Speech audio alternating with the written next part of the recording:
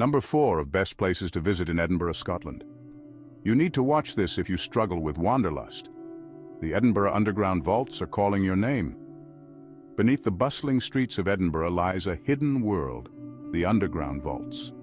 These eerie chambers were once a hotspot for taverns, tradesmen, and maybe even some ghostly encounters. Built in the late 18th century, these vaults are steeped in dark history. Imagine walking through dimly lit rooms that once housed criminals and the city's poorest residents. Spooky, right?